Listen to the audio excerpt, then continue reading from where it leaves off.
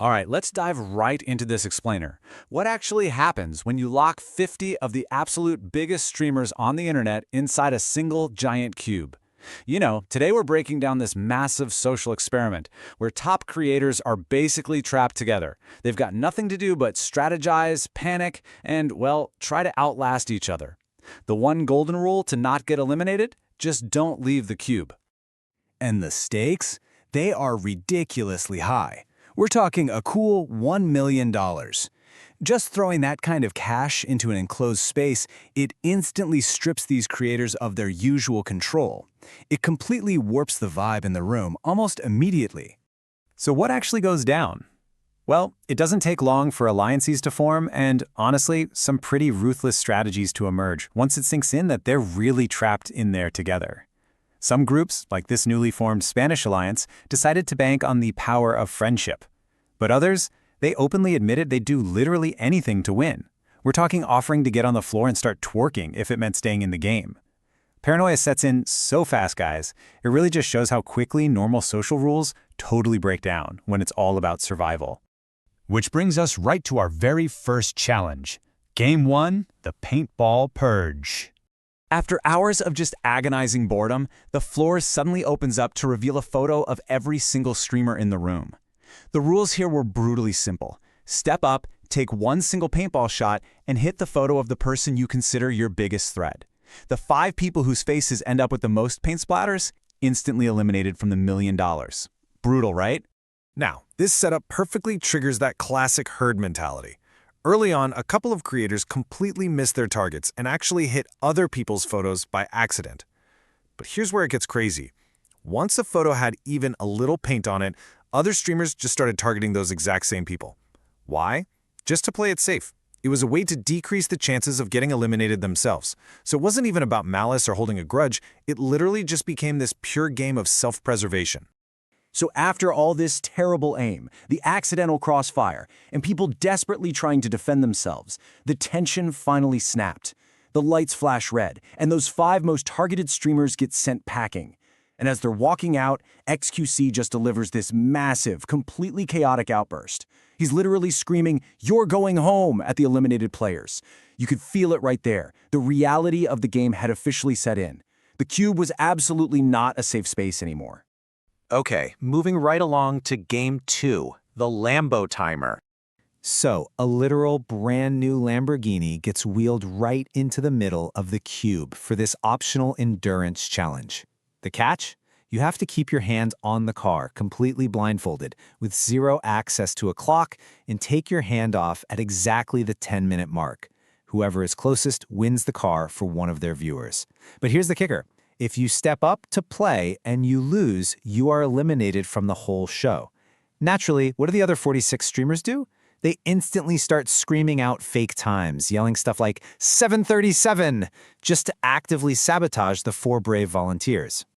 But check out this brilliant strategic loophole.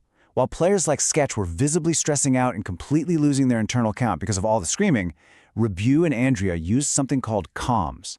They actually had their external allies quietly tracking the exact time on their personal vlog cameras right from the sidelines. I mean, that is just an incredibly smart, completely legal way to game the system. And thanks to that massive brain play, the finish came down to literal milliseconds. Rebu actually took his hand off just 5 frames closer to the 10-minute mark than Andrea. 5 frames! By that impossibly narrow margin, he secures the Lamborghini for his viewer, Mr. Zoo, and the other 3 volunteers? Immediately eliminated from the cube. No second chances. Right after that intense emotional roller coaster, we hit a massive turning point. The Great Divide. In an instant, the group is faced with this blind decision that's designed to automatically purge 60% of the room. They had to split up based purely on what they thought their skills were. They're choosing between a mysterious physical sports game or a secretive video game. As you'd expect, the gamers just flooded to one side, completely confident in their mouse and keyboard skills. Meanwhile, this much smaller, braver group headed over to the sports side. They were assuming it might be like a push-up contest, which, let's be honest here, is a pretty risky bet for content creators who might be slightly overestimating their physical prowess. And that brings us to Game 3, the Crossbar Challenge. So it turns out the sports game was actually a penalty shootout against one of the world's most famous soccer personalities, I Show Speed. Score a goal, you move on, miss, and you're out forever. Simple enough, right? But guys, the ultimate comedic irony struck before a single ball was even kicked. Ludwig was just so incredibly eager to go greet Speed that he accidentally stepped out of bounds. Remember the literal #1 rule of the cube? Don't leave? He was eliminated before even taking a shot. An entire $1 million gone to an unforced error. You can't make this stuff up. Despite that, and the intense psychological pressure of Speed just relentlessly trash-talking everyone, we saw some incredible plays. Wendy literally big-brained the whole challenge. She just quickly kicked her goal while Speed had his back turned walking to the net. Absolutely genius. Nick A30 clutched his shot perfectly, but a bunch of others unfortunately missed and got sent packing. When the dust settled, exactly 10 players had secured their spots. Meanwhile, over on the other side of the room, the gamers were gearing up for Game 4, Fortnite Royale. They wheeled in the PCs for a custom Fortnite match, but the dynamics here were completely flipped upside down. The objective was just to survive until 12 people were eliminated. Because there was real, life-changing money on the line, we witnessed this massive display of what psychologists call loss aversion. These top-tier players played so passively. We're talking hiding in airplanes, just flying in circles up in the sky to completely avoid man-to-man combat. But of course, the storm started shrinking, forcing everyone into close quarters. And under that extreme pressure, people started making some really catastrophic amateur mistakes.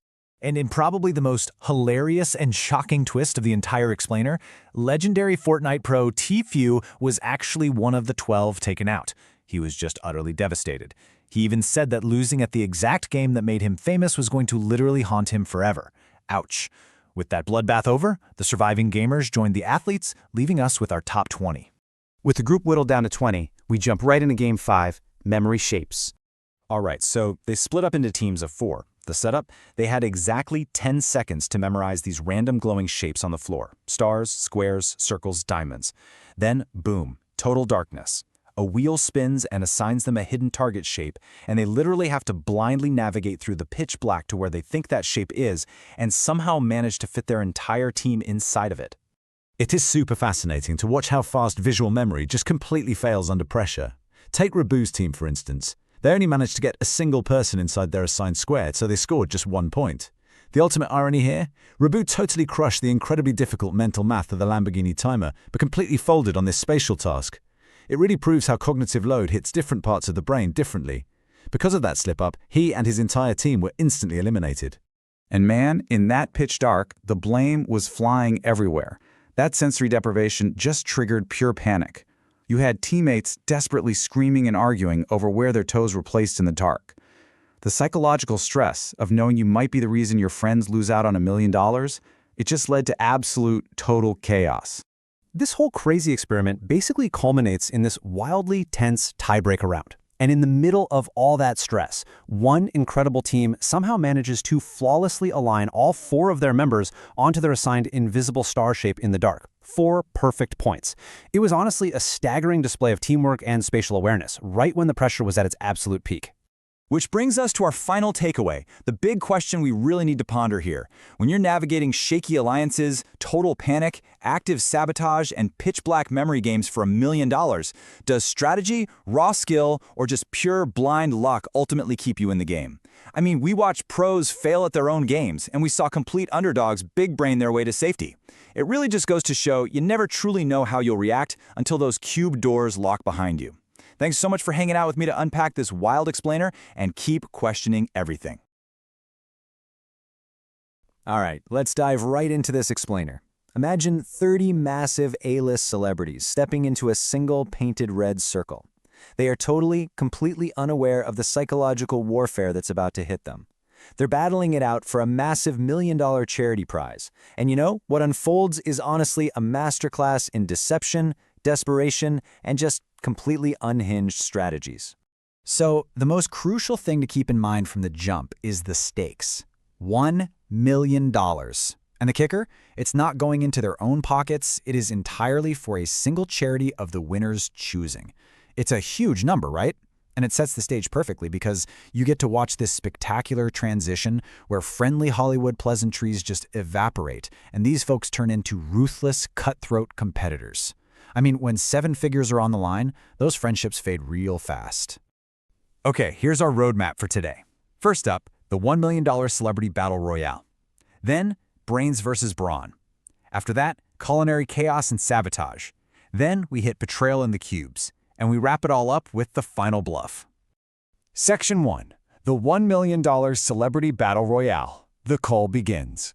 So, we start with a staggering 30 celebrities. We're talking huge names here. Comedian Kevin Hart, Paris Hilton, music superstars like Diplo and the Chainsmokers.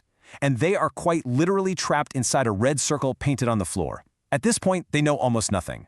All they know is that if they step out of bounds, they fail. And only the absolute last person standing secures that life-changing ultimate donation. This initial game is just brutal. It thins the herd using a really simple but incredibly high-pressure mechanism.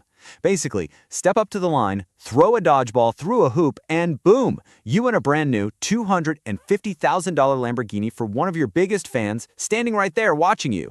But if you miss, you are instantly eliminated. The car for the fan is gone, and your shot at the $1 million vanishes. Right out of the gate, the pressure is literally immense, and people just start dropping like flies. Moving on to Section 2. Brains versus Brawn, choosing your path to survival. Now, with the red circle gone, the 26 remaining players face a massive, game-changing choice. They have to lock themselves into either a mental or a physical challenge, basically assessing their own strengths on the fly. The smart path throws them into a rapid-fire memory puzzle where they have to perfectly recreate a 10-block color pattern. But the strong path? Oh man, that walks them right into an agonizing endurance test co-designed with Survivor, where they have to hug this giant wooden pole and hang completely suspended without letting their feet touch the ground. And as you'd probably expect, desperation instantly breeds deception. It is wild how fast the rules go out the window when self-preservation kicks in. Take NBA legend Dwight Howard. He tried to secretly record the block pattern on a camera, but it completely failed because the screen was just way too small for him to see the colors. And then you have comedian Howie Mandel, who literally snuck a phone in to record the entire sequence. When they caught him red-handed, he hilariously and falsely claimed he was doing it for pediatric cancer just to excuse his behavior. Naturally, both of them were instantly eliminated. So I guess the lesson here is, if you're gonna cheat, you gotta cheat way better than that. Section 3. Culinary Chaos and Sabotage, Teamwork, and Treachery. Okay, so the survivors who actually made it past the blocks and that brutal pole hug are now shoved into teams of 3 for this super intense cooking challenge. All of a sudden, these rivals have to actually rely on each other. And get this, they aren't cooking for just anybody. The elite judging panel features Paris Hilton, Emmy-winning chef Giada De Laurentiis, and Kevin Hart, who frankly just graciously appointed himself culinary critic so he could sit down and eat. The pressure was totally on as the celebs scrambled to craft everything from artisanal donuts to, well, spaghetti and beast balls. The social warfare in this kitchen reached absolute peak absurdity. Remember Howie Mandel? Yeah, well, he strikes again. Instead of, actually cooking, he decides to actively sabotage the other teams by literally stealing the mushrooms right off their stations. And when it was finally time to present his team's dish, which was this horrific mess they lovingly called a poo-poo platter, Howie fabricated a completely unhinged story about his grandmother being hit by a bus, claiming this was her dying recipe. It just perfectly captures how, in these high-stakes environments, chaotic deflections totally replace actual skill. As for the results of the challenge, highly polarizing. The pink team totally crushed it with an Asian-American fusion chicken pulling a really solid 26.5 out of 30. But then there's the yellow team, featuring our guy Howie Mandel. They suffered a legendary crash out. Their poo-poo platter earned them a devastating score of exactly 1 out of 30, which of course resulted in their immediate elimination. Total disaster from start to finish. Section 4. Betrayal in the Cubes, turning on your teammates. So now, the triumphant teams who survived the kitchen chaos are suddenly shoved into these tiny isolation cubes. The twist? They are told that to proceed, they literally have to turn on each other. Only one person from each cube gets to walk out. They're handed a phone and told they can request absolutely anything in the world to help settle their internal deadlocks. And wow, did they lean into the absurdity. They asked for a masseuse to help them think, games of Twister, darts, rock'em sock'em robots. One cube even requested a live puppy. Their logic? Whoever the puppy ran to first would be the one to advance. You seriously can't make this stuff up. The strategies varied wildly from cube to cube, and it gave us this perfect contrast between pure deception and flat-out combat. On one side, you had a player playfully tricking their own teammate into putting on a pair of handcuffs, which locked in an instant, cold-blooded elimination. On the completely opposite side, you had two players who decided to risk a massive $1 million charity donation on a single split-second round of the plastic toy game Rock'em Sock'em Robots. The fate of massive global charities literally came down to a plastic robot punching off another plastic robot's head. Section 5. The Final Bluff. A masterclass in psychology. All right, the final three emerge from the cubes. We've got Audrey, Young Gravy, and Jackass star Steve-O, and they are now facing a test of pure deduction. They're standing in front of 3 briefcases. The math is simple, but it is brutal. One briefcase holds the $1 million. The other 2 are completely empty. Each player picks a briefcase, opens it up, and looks inside. So, with a 1 in 3 chance of actually holding the money, all the physical challenges are done. The game shifts 100% to psychology, reading faces, identifying bluffs, and interrogating your opponents. Because Steve-O picked last, he actually held all the power. He could steal a briefcase from either Audrey or Young Gravy. To figure out who was holding the cash, he hit Young Gravy with this incredibly piercing interrogation tactic. He straight up asked, "Is your integrity more important to you or less important to you than this donation to your charity?" I mean, wow. It was a brilliant, totally calculated move designed to just rattle his opponent to the core. It really shows how throwing a heavy, morally loaded question at someone can totally crack their poker face. But Steve-O didn't stop there. He pivots, shifts his focus to Audrey, and deeply analyzes her behavior. She was completely refusing to make eye contact, her delivery was entirely deadpan, and when he asked her what was in her briefcase, she made this bizarre, stone-cold claim that she was looking at a pet rabbit. Relying on these really subtle behavioral tells, Steve-O makes the massively high-stakes decision to steal Audrey's briefcase. Basically, he executed an absolute flawless read of the situation. And that deductive brilliance completely paid off. He opens the stolen briefcase to reveal the grand prize, so while his opponents are left holding empty briefcases, the really harsh reality of getting outplayed in a psychological read, Steve-O secured an incredible $1 million, and that money is going directly to his chosen charity, Doctors Without Borders, to provide absolutely vital medical attention in crisis zones around the world. But hey, don't worry too much. The runners-up didn't go home empty-handed. They scored $20,000 each for their charities too. But as we wrap up this explainer, we kind of have to zoom out and ask a rather provocative question. Throughout all of this absolute chaos, we saw these relentless plugs for the streaming release of Beast Games Season 2 on Prime Video, right alongside perfectly timed snack breaks featuring brand new Mr. Beast beef sticks. So while Steve-O walked away with $1 million for charity, who was truly playing the biggest game of all? Was the ultimate winner actually the marketing campaign itself? It's a fascinating look at how entertainment, massive stakes, and brand promotion can just blend seamlessly together. What do you think? Thanks for joining me on this explainer, and definitely keep questioning the game.